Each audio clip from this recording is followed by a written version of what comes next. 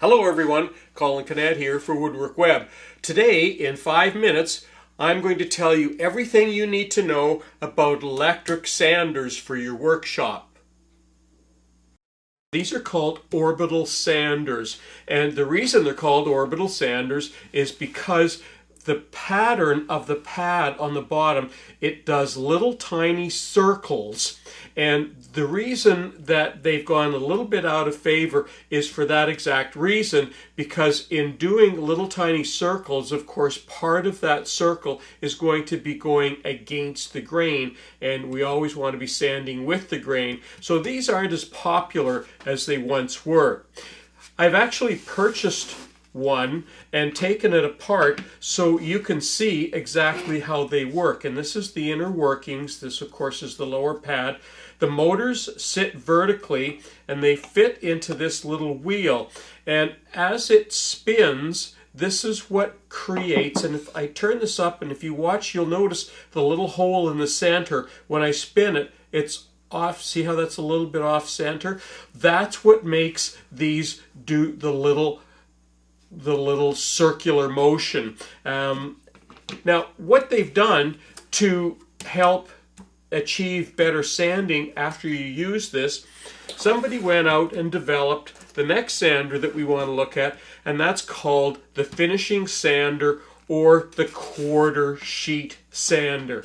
And this little sander, it only goes in one direction. The pad only goes back and forth. So in this case, you would be using this it would be going back and forth with the grain.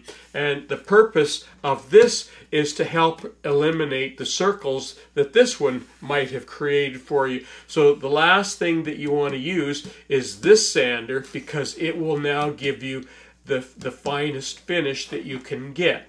These are still readily available, but not much used anymore, replaced with the next sander that we're going to look at.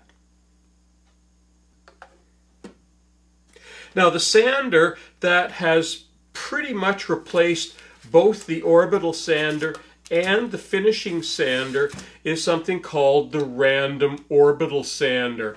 And the way this sander works, instead of making little circles, it does a random pattern. It starts to make a circle but then moves out.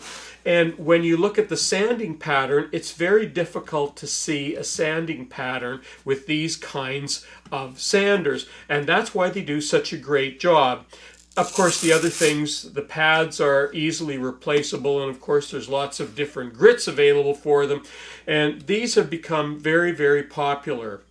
The random orbital sanders are great for flat grain, but they also work very well on end grain. And no matter what wood you're sanding, it's impossible to find a pattern because it's random at what it does. And these do a very good job. If you have very rough wood, or you need to take off a lot of material, a belt sander might be the best choice. And in this case, I have a couple of versions. The smaller one is a 2.5 inch, and that's because this belt is 2.5 inches wide. The little bit larger one is actually a 3-inch belt. And both of these have a variety of different grits that are available for them. And these work well on flat grain, but they also work very good on edge grain because they do take off a lot of material. One of the problems with belt sanders is sometimes they can be too aggressive, and if you don't hold them flat, if they rock even just a little bit, they can often gouge the wood. So you do need to be very careful when using belt sanders.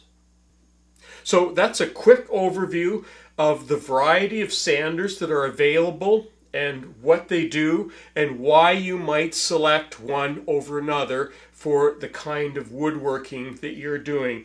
From the old style orbital sander, the finish sander, the very popular random orbital sander, and of course the variety of belt sanders that are available. All sorts of different choices to help you do a better job in your finishing. If you want an excellent finish, the wood has to be prepared properly, because there's no way that you can get an excellent finish on any of the woodworking that you're building if you don't have the wood prepared properly. And next time we're going to be talking about sanding techniques, so you want to stay tuned for that. Don't forget, if you haven't already subscribed, we ask you to do that. And we ask you to like us on Facebook, follow us on Twitter. I'm Colin Canet for WoodWorkWeb. Thanks for watching.